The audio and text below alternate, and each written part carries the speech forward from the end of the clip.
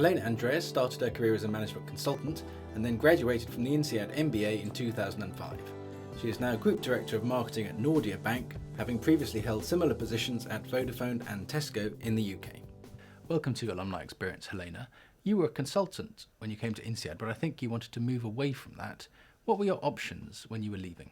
I looked at a number of different things, but because I wanted this combo of fast-paced, and I also really wanted to be able to use the consulting skill set I had, whilst at the same time building out much more operational experience. What I ended up doing was taking a kind of internal consultancy style role within Tesco, so retail business in the UK, known for being quite customer-centric, using a lot of data to really understand the customer and being very sophisticated in terms of managing its sales messages, its whole product development and marketing and really getting to know the customers. Within a few years at Tesco, you were in charge of fresh foods marketing, which I think is a £30 billion business. How did you get to that level so quickly? I think because I came in this consultancy type role, I got to know lots of different parts of the business very quickly, and I also got to know quite a few of the senior stakeholders, the people, because if you're involved in big development projects, you get exposure to the senior management.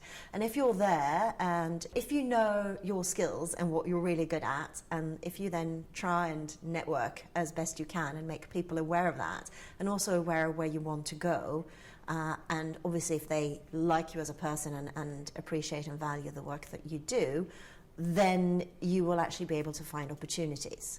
And then it's about being a little bit brave and doing things that are always a little bit outside your comfort zone to keep developing.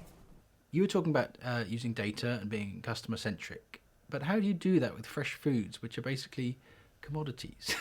Isn't a potato wherever you go? Aha, but that's the trick. A potato is not necessarily a potato.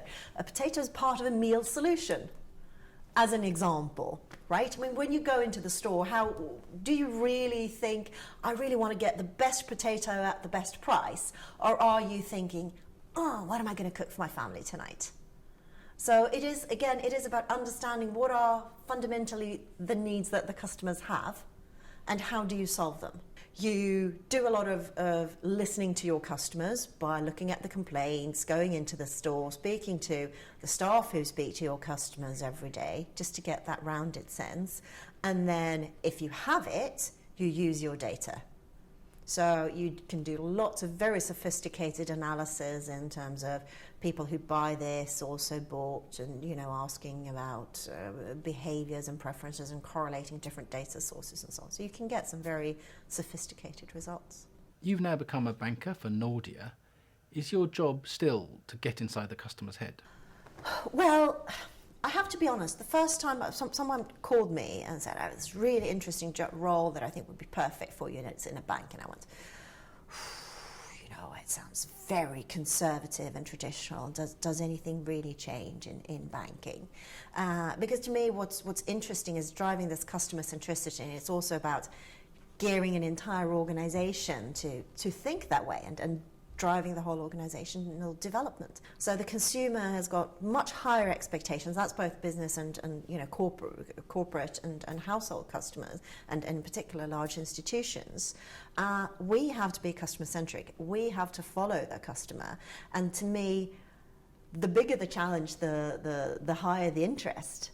How do I actually take this whole culture, which is very formal with a bank, it's very official, and turn that on its head and make that start thinking customer first, using all the information that we have about our customers, which is even more, using that to analyse and figure out what you really want, and serving that to you in an accessible, simple, straightforward, just in time, cost-effective way, and so on, and make you enjoy the process.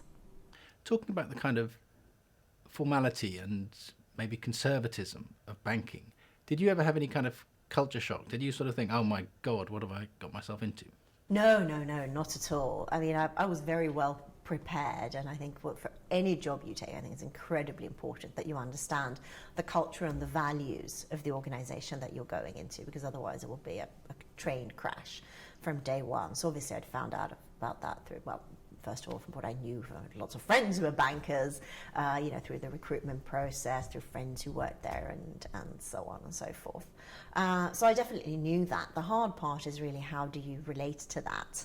And in particular in my role, because in particular in this instance, I came into a completely newly formed role. No one had ever taken this holistic view of how we approach our customers. So how do I balance driving the right amount of change with the right amount of fitting in? So I need to push people a little bit out of their comfort zone, but not so far out of their comfort zone that they just go, whoa, this doesn't fit us. And that's the balance, which is always hard to strike. Thank you, Helena. Finally, let me ask a question about internal politics. You've worked in these big and I'm guessing fairly political organisations. You've obviously worked out how to navigate them. So what's the secret of navigating internal politics? For me, the first step is just recognising that there are politics. Doesn't matter what organisation, doesn't matter what size, there will be politics. There will be more politics or there will be less politics. But if you're sort of operating, and I did this for a long time, sort of operating in denial of, oh no, people are very rational decision makers and these are senior people and they will recognise the true value of this work. No. Sadly, it just doesn't work that way because we are people. So you really need to get to know people and you really need to get to understand what is on their agenda. What's the driving force behind them wanting to do whatever it is that they want? And part of that will be, their KPIs, their formal responsibilities. But then it will also be coloured by their experiences, their personalities, and so on and so forth. So it's really about understanding all your stakeholders, and there are lots of them. They're up and down and left and right and centre and twisting round and round in circles. You really have to know what they want so that when you have a conversation with them, you can present whatever it is that you want in such a way that you illustrate how you can get to that win-win.